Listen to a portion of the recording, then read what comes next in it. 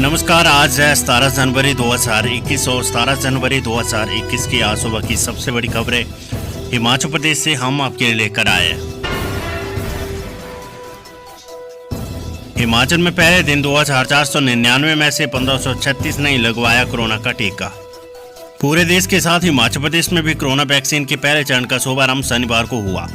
पहले दिन प्रदेश में 27 केंद्रों में 2499 लोगों को टीका लगाने का लक्ष्य था, लेकिन 1536 लोगों ने ही टीका लगवाया, जो कि करीब 61.46% रहा। मुख्यमंत्री जयराम ठाकुर ने Indira Gandhi medical college IGMC अस्पताल शिमला से टीकाकरण का शुभारंभ किया। इसके बाद सीएम ने नेर चौक मेडिकल कॉलेज में टीकाकरण की जानकारी ली। ज्वालामुखी में महामृत्युंजय और गायत्री मंत्र के जाप के बाद टीकाकरण शुरू हुआ। रविवार को छुट्टी होने के चलते अब सोमवार को 44 सेंटरों में वैक्सीन लगेगी। शनिवार सुबह IGMC में सबसे पहले MS डॉक्टर जनकराज को वैक्सीन दी गई। DDO अस्पताल शिमला में MS डॉक्टर रमेश चौहान, हमीरपुर में डॉक्टर अभिलाषा सूद को पहला टीका लगा। कोविशील्ड वैक्सीन की 110 लोगों को वैक्सीन लगाई जा रही है। शीशी के एक बार खोलने के बाद इसे 4 घंटे के भीतर इस्तेमाल करना होता है। सभी 27 सेंटरों में स्वास्थ्य अधिकारियों समेत अन्य अधिकारी मौजूद रहे। जिन्हें शनिवार को टीका लगे उन्हें अब 28 दिन के बाद दूसरा टीका लगेगा। इसके लिए बाकायदा उन्हें सूचित कर दिए, जबकि इन्हें अब 42 दिन तक एहतियात भी बरतनी होगी। उधर कांगड़ा के टांडा, सिरमौर के पोंटा साहिब अस्पताल और MMU सोलन में टीकाकरण के बाद 3 लाभार्थियों में टीका लगाने के बाद चक्कर आना, चिंता और उल्टियां और कंपकंपी जैसे लक्षण भी सामने आए, लेकिन सभी का प्रोटोकॉल के अनुसार इलाज किया गया है। बता दें, हिमाचल में पहले चरण में 41,000 लोगों को ये वैक्सीन लगाई जानी है। इसमें डॉक्टर, नर्स, आशा वर्कर, स्वास्थ्य विभाग के चालक, आंगनबाड़ी कार्यकर्ता शामिल है। प्रदेश में यह अभियान 2 फरवरी तक चलेगा। 28 दिन के बाद स्वास्थ्य कर्मचारियों को दूसरा टीका लगेगा। इसी बीच फ्रंट बोरियर को भी ये वैक्सीन लगाई जाने इसकी अधिसूचना केंद्र सरकार बाद में जारी करेगी। प्रदेश सरकार ने स्वास्थ्य निदेशालय को संपत्ति पारी में हल्को कंट्रोल रूम बनाया है। CMO, BMO और सेंटर इंचार्ज को हर घंटे में रिपोर्ट देने को कहा गया है। बिलासपुर घुमारवीं में टीकाकरण के दौरान लापरवाही, टीका लगवाने के 18 मिनट के बाद ही घर चला गया कर्मचारी। हिमाचल प्रदेश के बिलासपुर में 2 अस्पतालों में कोविड वैक्सीन की शुरुआत की गई, लेकिन पहले दिन वैक्सीन की पुख्ता तैयारियों को लेकर स्वास्थ्य विभाग के दावे हवा हो गए। घुमारवीं अस्पताल में जिस चतुर्थ श्रेणी कर्मी पंकज कुमार को 11:05 पर टीका लगा, वे करीब 18 मिनट के बाद 11:23 पर अपनी बाइक से घर निकल गया, जबकि उसे 40 मिनट तक भी डॉक्टर की निगरानी में रहना था। ये सब पहले से तय था ताकि कोई प्रतिकूल रिएक्शन होने पर डॉक्टर उसे देख सके। ऐसी तैयारियां करीब 1 माह से चल रही थी। इससे पहले तो घुमारवीं अस्पताल प्रबंधन ने ये भी तय नहीं किया था कि पहला टीका किसे लगाना। सरकार के निर्देश अनुसार सफाई कर्मचारी को पहला टीका लगाना था, लेकिन कोई सफाई कर्मी तैयार नहीं हुआ। उसके बाद आंगनबाड़ी कर्मी पुष्पा देवी को टीका लगाने के लिए तैयार किया, उसे भी टीका नहीं लगा, तो अस्पताल के चतुर्थ श्रेणी कर्मी पंकज को टीका लगवा। इस पूरे प्रकरण के बाद BMO अवनीत शर्मा ने बताया कि कर्मी टीका लगाने के बाद अपना आधार कार्ड लाने के लिए घर गया था। उसके बाद अस्पताल वापस आया। अस्पताल में कोविड वैक्सीन को लेकर तैयारियां पूरी है। खबर स्कूल शिक्षा बोर्ड से। हिमाचल में 16 मार्च से होगी नॉन बोर्ड कक्षाओं की परीक्षाएं, प्रस्तावित डेट शीट हुई जारी। बोर्ड कक्षाओं के बाद अब हिमाचल प्रदेश स्कूल शिक्षा बोर्ड ने नॉन बोर्ड कक्षाओं की वार्षिक परीक्षाओं की डेट शीट भी जारी कर दी है। बोर्ड की ओर से प्रस्तावित डेट शीट के अनुसार बोर्ड की वार्षिक परीक्षाएं 16 मार्च से शुरू होकर 10 अप्रैल तक चलेगी। शिक्षा बोर्ड के अध्यक्ष डॉक्टर सुरेश कुमार सोनी ने बताया कि प्रस्तावित डेट शीट जारी की गई है। छात्र, अध्यापक, अभिभावक वर्ग और शिक्षा क्षेत्र से जुड़े प्रबुद्ध वर्ग 10 फरवरी तक अपनी आपत्तियां भेज सकते हैं। खबर स्कूल शिक्षा बोर्ड से। 31 विषयों के प्रश्न पत्र नहीं देगा हिमाचल स्कूल शिक्षा बोर्ड, स्कूलों को खुद तैयार करने होंगे। हिमाचल प्रदेश स्कूल शिक्षा बोर्ड 8वीं, 9वीं और 11वीं कक्षा के उर्दू, पंजाबी सहित करीब 31 विषयों के प्रश्न पत्र उपलब्ध नहीं करवाएगा। इन विषयों के प्रश्न पत्रों को संबंधित विद्यालय के संचालकों को अपने स्तर पर तैयार करवाकर परीक्षा का संचालन करना होगा।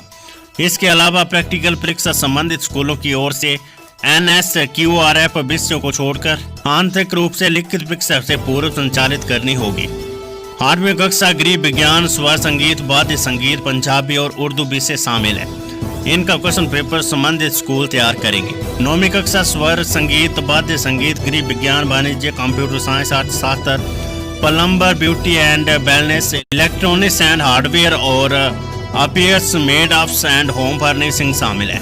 11वीं कक्षा sociology, philosophy, public administration, financial literacy, मनोविज्ञान, डांस, फाइन आर्ट्स, गृह विज्ञान, योगा, फ्रेंच, उर्दू और म्यूजिक आदि शामिल है। स्कूल शिक्षा बोर्ड 8वीं, 9वीं और 11वीं कक्षा की नियमित वार्षिक परीक्षाओं के दौरान कुछ विषयों के प्रश्न पत्र स्कूलों को उपलब्ध नहीं करवा पाएगा। तो जिन सब्जेक्ट की जानकारी आपको दी गई है, इन सब्जेक्ट का जो आपके क्वेश्चन पेपर है वो स्कूल तैयार करेंगे। स्कूल संचालकों को अपने स्तर पर ही प्रश्न पत्र तैयार करना होगा। स्कूलों को प्रैक्टिकल परीक्षाएं अन्य परीक्षाओं से पहले संचालित करनी होगी। ये बात डॉक्टर सुरेश कुमार सोनी, अध्यक्ष स्कूल शिक्षा बोर्ड धर्मशाला द्वारा कही गई है। आज की कोरोना वायरस अपडेट, एक और पॉजिटिव मरीज की मौत, 60 नए मामले। हिमाचल प्रदेश में शनिवार को कोरोना वायरस से एक और पॉजिटिव मरीज की मौत हो गई है। कांगड़ा जिले में 80 वर्ष से संक्रमित व्यक्ति ने दम तोड़ दिया है। उधर शनिवार को प्रदेश में कोरोना वायरस के 60 नए मामले सामने आए हैं। मंडी में 18, कांगड़ा में 9, ऊना में 5, सोलन में 9, सिरमौर में 9, शिमला में 2, बिलासपुर में 4, चंबा में 2 और हमीरपुर में भी 2 नए मामले सामने आए हैं। इसके साथ ही प्रदेश में कोरोना संक्रमितों का कुल आंकड़ा 56,873 पहुंच गया है। सक्रिय मामले घटकर 755 रह गए। अब तक 55,154 मरीज ठीक हो चुके हैं। 952 लोगों की मौत हो चुकी है। हिमाचल स्कूलों में ही होगी 10वीं और 12वीं की प्री बोर्ड परीक्षाएं। हिमाचल प्रदेश में 10वीं और 12वीं की प्री बोर्ड परीक्षाएं स्कूलों में ही ली जाएगी। स्कूल नहीं खोलने की स्थिति को देखते हुए पहले इन परीक्षाओं को ऑनलाइन ही लिए जाने की योजना थी। अब 15 फरवरी से पूरे प्रदेश में बोर्ड कक्षाओं के लिए स्कूल नियमित तौर पर खोलने से प्री बोर्ड परीक्षाएं स्कूलों में करवाने का रास्ता साफ हो। 6 जनवरी को मुख्यमंत्री जयराम ठाकुर के साथ हुए ऑनलाइन संवाद के दौरान विद्यार्थियों ने स्कूलों को जल्द खोलने की मांग की थी। इसी कड़ी में शुक्रवार को हुई राज्य मंत्रिमंडल की बैठक में स्कूलों को खोलने को लेकर विस्तार से चर्चा की गई। सरकार ने शिक्षा विभाग की ओर से आए सभी प्रस्तावों पर विस्तृत चर्चा की। पड़ोसी राज्यों के पैटर्न पर भी चर्चा की गई। फैसला लिया गया कि 10वीं 12वीं की बोर्ड परीक्षाओं के अलावा 5वीं 8वीं 9वीं और जमा 1 कक्षा को भी खोला जाए। बोर्ड कक्षाओं की वार्षिक परीक्षाएं मई में प्रस्तावित है।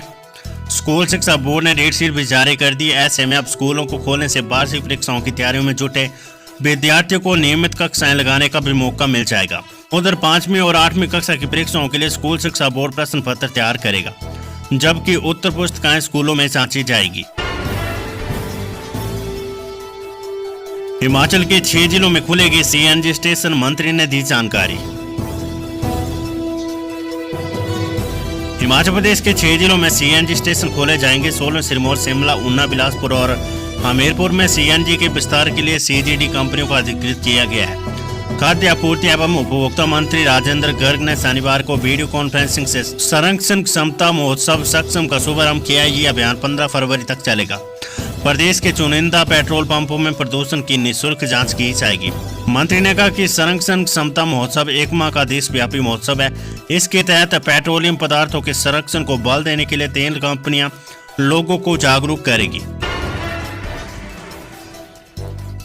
पंचायत चुनाव के पहले चरण में सीएम जयराम पत्नी संग करेंगे मतदान। मुख्यमंत्री जयराम ठाकुर शनिवार को देर शाम 4 बजे पत्नी साधना ठाकुर के साथ पंचायती राज चुनाव के लिए पहले चरण के रविवार को होने वाले मतदान के लिए मोरहांग पंचायत के तांदी गांव में अपने घर पहुंच गए। मुख्यमंत्री की बेटियों की पढ़ाई शुरू होने से भी मतदान करने नहीं पहुंच सकी। पंडोस से बक्सियार तक सीएम जगह जगह कार्यकर्ताओं लोगों से मिले। लंबे समय के बाद भी घर आए, जिनको देख परिवार के सदस्य और आस पड़ोस के लोग उत्साहित दिखे। मोरहांग पंचायत में इस बार सर्वसहमति नहीं बन सकी, जिसके कारण यहां मतदान करवाया जा रहा है। हिमाचल में भाजपा के राष्ट्रीय अध्यक्ष जगत प्रकाश नड्डा की गृह पंचायत निर्विरोध चुनी गई थी, जिसके बाद उम्मीद थी कि सीएम जयराम ठाकुर की गृह पंचायत मोरहांग भी सर्वसहमति से हो सकती। कमजोर पड़ा बर्ड फ्लू का असर, पौंग झील क्षेत्र में 26 प्रवासी पक्षियों की मौत। हिमाचल प्रदेश के कांगड़ा जिले के पोंगबांग क्षेत्र में बर्ड फ्लू से प्रवासी पक्षियों की मौत का सिलसिला थोड़ा थमने लगा है। शनिवार को यहां महज 26 प्रवासी पक्षियों की मौत हुई है। वन्य प्राणी विंग की प्रधान मुख्य आरण्यपाल अर्चना शर्मा ने बताया कि वन्य जीव विंग की 10 टीमों ने इनका सुरक्षित व वैज्ञानिक ढंग से निपटान किया है। Bird flu news. हिमाचल में चूना पत्थर उद्योगों को 20 लाख रुपए का नुकसान। कोरोना संकट से उभरे हिमाचल प्रदेश के सिरमौर के चूना पत्थर उद्योग पर बर्ड फ्लू की मार पड़ गई है। सिरमौर के 2 दर्जन से अधिक चूना पत्र उद्योगों में मुर्गी दाना पोल्ट्री फार्म का चारा तैयार किया जाता है। रोजाना करीब 50 ट्रक 1000 टन मुर्गी दाना बाहरी राज्यों के लिए सप्लाई होता है, लेकिन बाहरी राज्यों की पोल्ट्री फार्म में बर्ड फ्लू की दस्तक से इसकी सप्लाई में भारी कमी दर्ज की जा रही है। लगभग 70% कारोबार कम हो गया। इससे उद्योगों को रोजाना 15 से 20 लाख रुपए का नुकसान झेलना पड़ रहा है। सस्ते राशन के डिपो में मिले रिफाइंड तेल के पैकेट में निकला पानी। हिमाचल प्रदेश के मंडी जिले के सलाहपुर साहब डिपो में उपभोक्ताओं को अनुदान पर मिलने वाले रिफाइंड तेल के पैकेट में तेल की जगह पानी निकलने का मामला सामने आया है। शिकायत मिलने के बाद खाद्य आपूर्ति विभाग ने सैंपल भरे। ऐसे में राशन डिपो के राशन की गुणवत्ता को लेकर सवाल खड़े हो गए। डिपो होल्डर ने बताया कि इस तरह की शिकायत 6-7 उपभोक्ताओं की तरफ से आई है। इस मामले की सूचना खाद्य आपूर्ति विभाग को दे दी गई है। हैरानी की बात यह है कि डिपो में जो अनुदान पर रिफाइंड तेल मिल रहा है विदेश की नामी कंपनी का ब्रांड है। ऐसे में रिफाइंड के पैकेट में पानी मिलना गंभीर चिंता का विषय है। इधर खाद्य आपूर्ति विभाग सुंदरनगर के निरीक्षक राम स्वरूप शर्मा ने बताया कि उन्होंने मौके पर पहुंचकर डिपो होल्डर से वापस किए गए रिफाइंड के पैकेट में से 2 के सैंपल भरकर शिमला स्थित प्रयोगशाला में जांच के लिए भेजे हैं। करीब आधा दर्जन उपभोक्ताओं जिन्होंने रिफाइंड के पैकेट में पानी निकलने की शिकायत की है को दूसरे नए पैकेट दे दिए गए हैं। हिमाचल में इस दिन से बर्फबारी के आसार। केलांग का न्यूनतम तापमान -5.9 डिग्री सेल्सियस। हिमाचल प्रदेश में 22 जनवरी तक मौसम साफ रहेगा। 23 जनवरी से प्रदेश में बारिश और बर्फबारी होने के आसार है। पश्चिमी विक्षोभ की सक्रियता से मौसम में बदलाव हो रहा है। शुक्रवार को कुफरी में लगाए गए डफलर मौसम रडार से पूर्वानुमान मिलना शुरू हो गया है। इसी आधार पर 23 जनवरी से मौसम में बदलाव आने की संभावना जताई गई है। बड़ी खबर केबीसी में आएंगे कारगिल युद्ध के हीरो हिमाचल के परमवीर चक्र विजेता। कौन बनेगा करोड़पति सीजन 12 के अंतिम एपिसोड में कारगिल युद्ध के हीरो रहे परमवीर चक्र विजेता सूबेदार संजय सिंह आएंगे। सूबेदार संजय कुमार हिमाचल प्रदेश के जिला बिलासपुर के गुमारवी के रहने वाले। ये एपिसोड 22 जनवरी शुक्रवार को प्रसारित होगा।